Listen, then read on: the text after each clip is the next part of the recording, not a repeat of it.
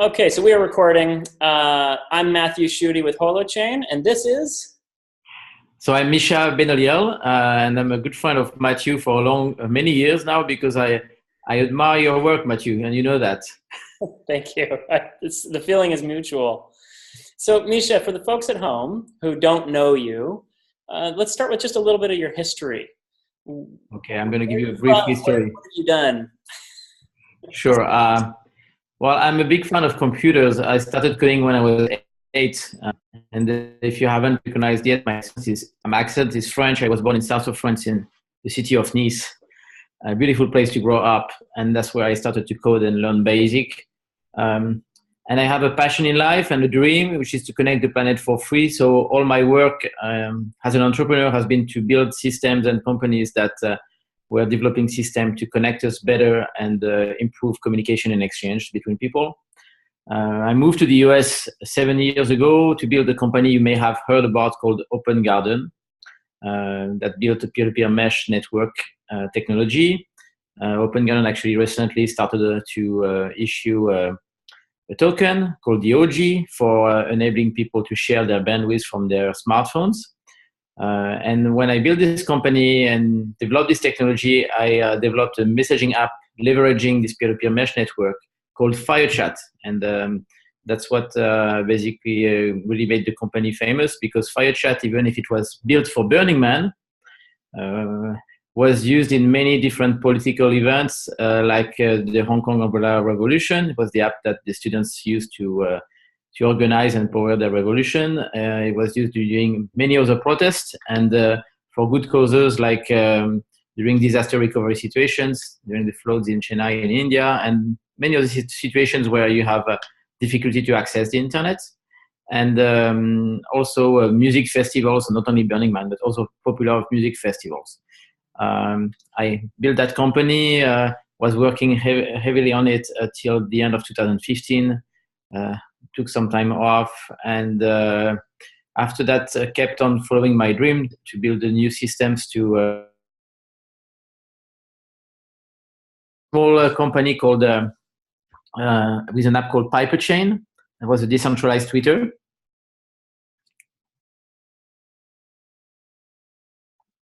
I think I lost you, Matthew. We had lost you just a touch there. Can you start back at just before you talk about Chain? You said you started a new company, so you stepped away in 2015, and then step away from the company. End of 2015, and then really end of 2016. I stayed on the board till the end of 2016, it was a big change for me because I was so passionate about what I was doing, but sometimes you have many politics happening in companies. And that's part of the experience as an entrepreneur, things that you learn. I built a small company with a good friend of mine that I met in Asia, Lucien Loiseau. And we built this company called Chain, which is a decentralized Twitter, which looks like a lot to the demo app you built actually for Holochain. But it was leveraging mobile peer-to-peer connections. So basically, you would type a microblog, and people would spread that blog through passing by other people who had the app on mobile. So fully decentralized and architecture that can work in a complete disconnected world. And we sold that company to another mesh company based in Canada called Rize Mesh that is actually just announced their ICO. Their public ICO for May 30th, and Lucien went to go and work with them. They are based in Vancouver. In the meantime, that had no relationship with Silicon Valley, did it? No relationship with Silicon Valley, except you mean the show? Well, I think the show got a lot of inspiration from the work we did at Open Garden with FireChat and the work we continue to do. But that's great actually. So it means it's needed, and it's what people also are dreaming about and what people want to see happening. So it's has a real meaning, and it's even very flattering to see the turn of the Silicon Valley show into that direction. So Yeah, so we did that with Lucien, and in the meantime, I started the company Rize Network, leveraging what I call the smartphone infrastructure. I heard you say, in the meantime, we started a company, and then you cut out. Okay, so yeah, so in the meantime, I started a company. I had to work on a project for a fully decentralized network for leveraging what I call the smartphone infrastructure for connecting devices. So it's a fully decentralized network for locating and connecting devices, leveraging people's smartphones. The company is called Nodle, Nodle, and we are already on a couple of 100,000 smartphones, about to be in 3 million smartphones in the coming months. And we start to have people using the network, and these people are manufacturers who want to collect data from their devices or to connect their devices. And the low-hanging fruit for what we do are all these devices that help you find your lost items, so tracking devices. We can collect data from sensors for example, tracking the quality of the air, or help you find valuable devices, electronic devices, which can be headphones, which can be electric skateboards. So it's very, so that's the way we enter the market. But we believe that we can become the kind of the first really global communication systems. And from there, we're going to do more and more both-way communication, so device to the cloud and back to the device for software updates or exchanging data. And we look also a lot at how we can introduce an ecosystem with tokens and coins, because we would like devices to be able to pay for their own connectivity and potentially use that to exchange services with other devices. So that's what I'm working on. We have a small team based in San Francisco. It's going well. And we spend a lot of time also in Asia because that's where the manufacturers are. So it's a time between San Francisco and Hong Kong. It's pretty fascinating. Just to mention also the things I worked on, because maybe you can understand also where it's going to lead. But and I mean, I love technology, and so I also help a company based in California, which is called Replica, which is in the AI field, where you teach an AI to become your best friend. And very successful. I think we were about to reach 3 million users. And it's fascinating because I think AI is just an evolution of the systems and programs like I used to do when I was a kid. And I can see how basically as these processes and systems become more sophisticated, basically they become more autonomous. And they have actually, they can develop intelligence to become more autonomous, give us more insights. And so that's where I think the whole industry is leading. And unfortunately, a few people realize, but we are entering a world where more and more, we can see it with autonomous cars because it's obvious to everyone. But we are entering in a world where you're going to see more and more autonomous systems and systems that are going to have a life of themselves.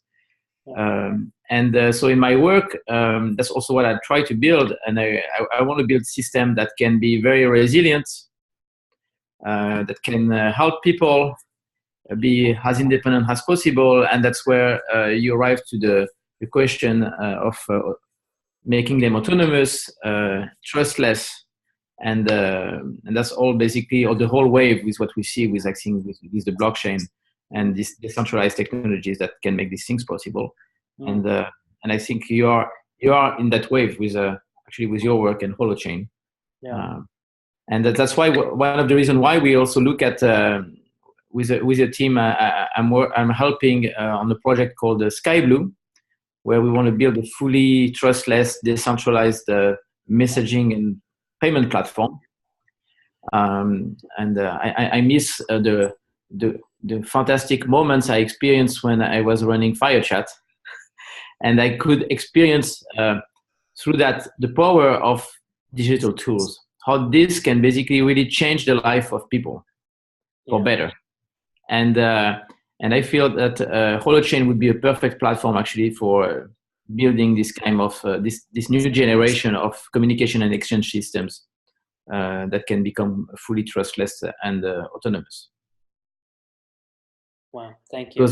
Because even if I'm an entrepreneur, so I'm very positive, and I'm probably too much optimistic very often, but that's also one of the reasons why maybe I jump into building new companies, and I like the starts of new companies. And the companies that you had mentioned are not the only things that you've been involved in. You've been involved in some pretty big projects in the past. Am I wrong? With telecommunications. Well, when I was in Paris, between Paris and London, I had a first very small telco, and I was the first one to open up communications for Skype, to enable Skype to call landlines and mobile phones. That was back in 2004. And that ended up becoming the basis of Skype's business model, right? It was. So SkypeIn and SkypeOut was the monetization model for Skype. Yeah. That's how Skype started to generate revenues. So that became what is Skype? I know it got sold years ago, but do you know what it got sold for? Well, I remember well. Skype, after got sold to eBay for $3 billion, and then if you know the story, got acquired back for, I don't remember which was the amount, by Andreessen and Silver Lake, and then was sold to Microsoft for 8. So, yeah. But the funny story, and which is a great story for the founders, I think they made money each time. That is not always the case. Often, yeah, that's really the case. Valley in particular, they are super smart, and they really manage that well. Yeah. So the long story short is, hey, Micha has had experience with peer-to-peer communication systems for a long time. Not just the fantasy of it, but the practicality of it, the actual building of these things, and the building of businesses around them. And so Micha and I were chatting a little while back, and I sort of walked him through, hey, this is what we're working on with Holochain. And then I got a call from you not too long ago saying, is Holochain something we could actually build with? Can we do some stuff with that? And you had asked some questions beforehand, but I'd love to get to some of the questions that you have about it, because I think those will make things visible for other people who are thinking about building. But can you say a little bit about why Holochain is interesting for you? So I think last time we met home, and you showed me how to use it for the first time. Thank you for doing that. I really appreciate. I was following you for some time before that, and so I looked at it, and I have several people looking at it, so we believe it could be a great platform for many reasons. First, I think the team behind, and I met some other people in your team, and the whole passion and vision and ideology that's behind is really strong. I think it's constant. There is no you follow really what you want to build from the beginning, even if it takes time, and even if you have to go through the highs and lows, which is normal when you build a new project. And that you persevere on this for many, many years. So I think first, congratulations for that, because you've been very patient, and I know it was not always easy. So I admire your work and the one of your team on this. I think you position it today, because I see the messaging and how things evolve, I think in the right way, is the revolution with decentralized systems, which have been out there for many, many years. I mean, you had different waves. You had one at the beginning of 2000 with all these peer-to-peer networks for exchanging files, and then suddenly they started to disappear, and Skype, and then they started to disappear. Skype went from a fully decentralized to fully centralized system with Microsoft. And now the wave is back with the blockchain, with Bitcoin leading the way, obviously, with this fantastic work that has been achieved by basically the Bitcoin. It's actually probably the only trustless system that's fully working, because even if you have Ethereum, which is a great project, I still have the feeling sometimes that if something is wrong, it's just Vitalik who comes in and just tweaks stuff to fix it. So I don't think it's as decentralized as Bitcoin is today. What I love with your work is I think it's almost we can see the benefits of all that work from hard workers and thinkers, Vitalik included, of where all this is going to lead is decentralized apps. And I think this is only starting. And these decentralized apps are what are going to leverage this whole work that has been done for years and for years around decentralization, peer-to-peer. And I feel your platform and what you have built, it seems, according to me, to be very suited for enabling this decentralized app to emerge. And I think you have built it in a way when I look at your Twitter demo app, which is remind me the next Clutter. Clutter. Yeah, so Clutter. I think you have built it in a way which is very. I mean, you can enable so many use cases, but at the same time, you manage to keep it very simple.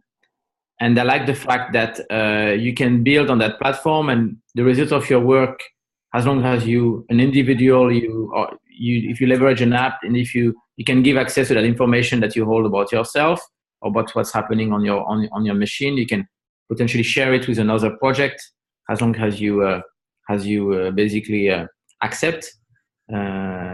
So I think that's very smart.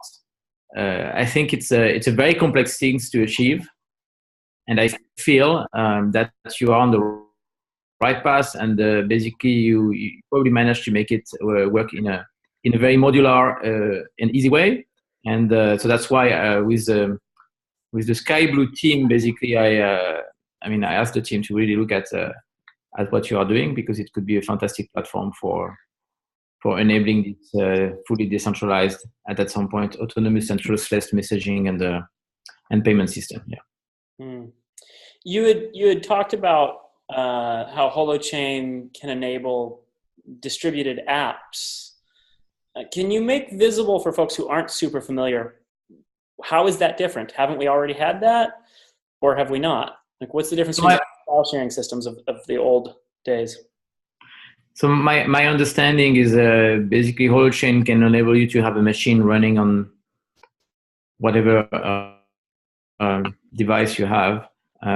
So whether it's a PC, a Mac, or and actually I wanted to ask you about mobile, because that's very important. And that basically creates kind of a secure shell or environment that you can link to. If you use it as a platform, basically any other app that you're going to build on the top of this architecture, using the same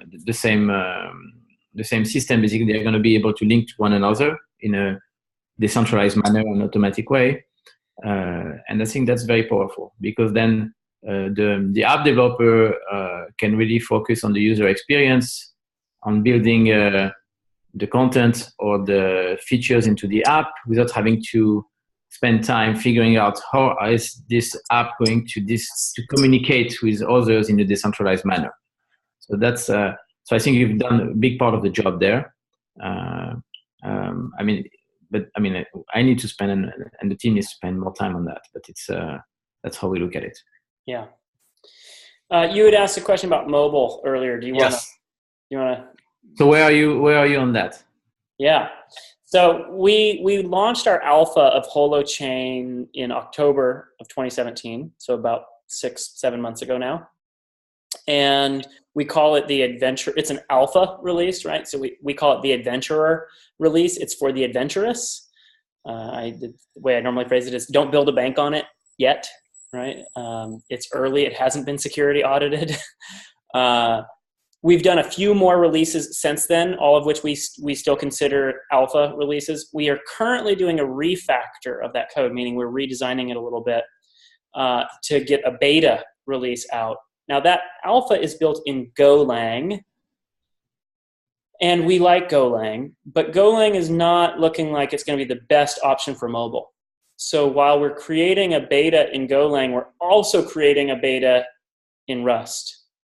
And we're building it in Rust, at least that's what we're looking at right now, because we want to support WebAssembly. And we want to support WebAssembly because WebAssembly can enable us to run things just in the browser.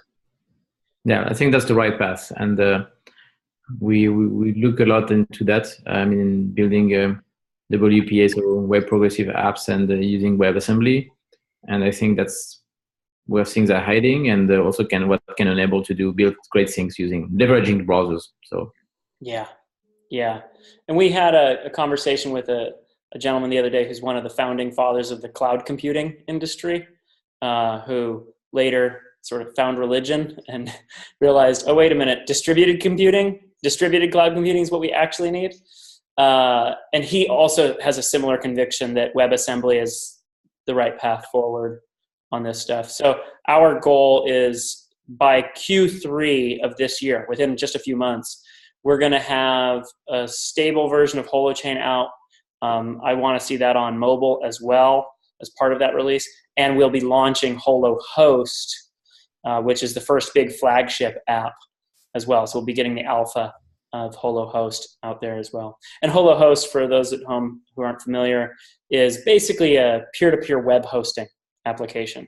It makes it so that these peer-to-peer applications, like what Micha is going to be building, those things can actually just invite visitors, essentially, by serving out web pages to anybody who opens a browser and types in a URL. And we think that's really important because though we want these distributed applications, these fully peer-to-peer applications, we recognize that there's a transition between today's centralized web, and most people don't realize, but yes, the web is very centralized today, and tomorrow's peer-to-peer web. We want to make that transition as easy as possible, and one of the ways to do that is to make it so there's no friction, right? So that when somebody builds a new peer-to-peer Airbnb, they don't just have early geeky tech adopters being the only ones who can book rooms, that anybody can book rooms, and they can book rooms just by going to a website. So the folks at home don't necessarily even realize that they're doing something new, but on the back end, they're interacting with a community rather than a company. And so we're excited about that. And one other thing on the mobile side that I should mention, this is for the geeky folks at home, so if you're not geeky, this might not matter to you. But with that Rust implementation, we're looking to actually break a node, a peer-to-peer node, into two parts, into a front-end part with keys and the ability to sign things, and a back-end part that's dealing with the shared storage and gossip and updates and all of that. That back-end part can be put on a separate device. So you can have, if you're doing peer-to-peer YouTube, you might have your desktop computer at home doing the heavy lifting, but on the front end, you're accessing things just from your mobile device. And that would, are you looking at things like WebTorrent, actually? I am not, but our developers might be. I'm not sure. Can you dive in? What is it that you find interesting about WebTorrent? Well, you can actually have content, especially video, be streamed for now, not live, but in a fully peer-to-peer manner. So the bytes, people watching the video like you at the same time. I saw you cut out for just a second there. Can you repeat that?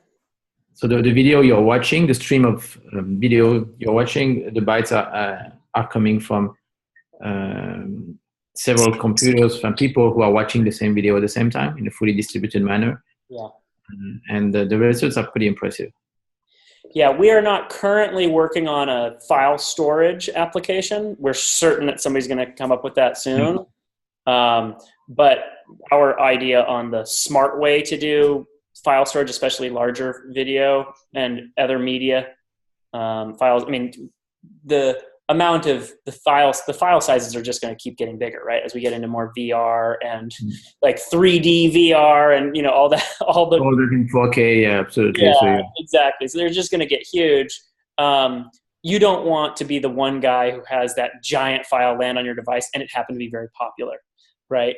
So I think these problems have been solved before, but they'll get re-implemented. Those kinds of solutions, I'm sure, will get re-implemented on top of Holochain's architecture as well, where that big file gets split into a bunch of tiny pieces. Those pieces get spread out, and if it proves popular, they make additional backups. So the load doesn't end up falling too heavily on any one node. But that's a specific use case.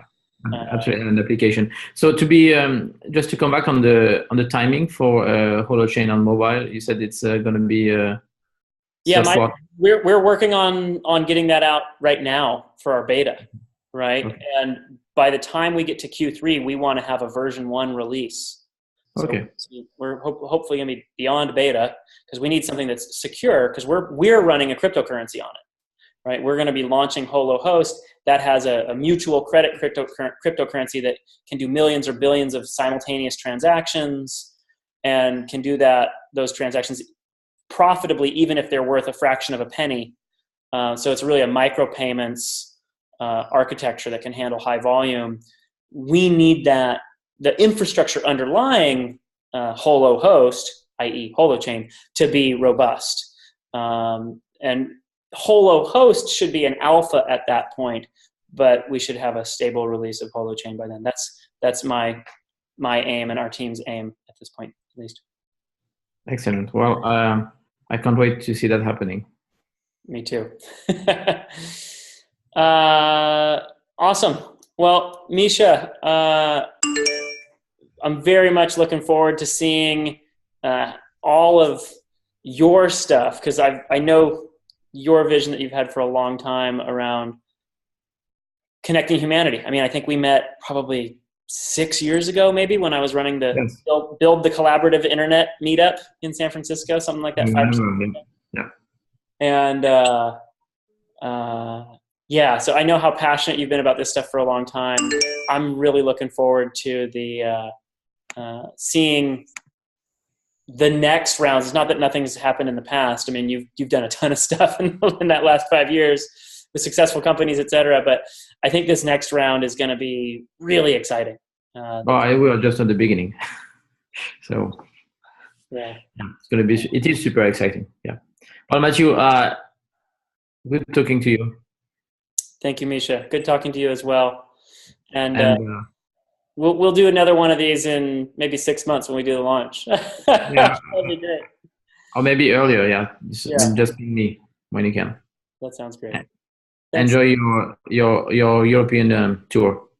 Thank you. Have a good one. Bye. Have a good one.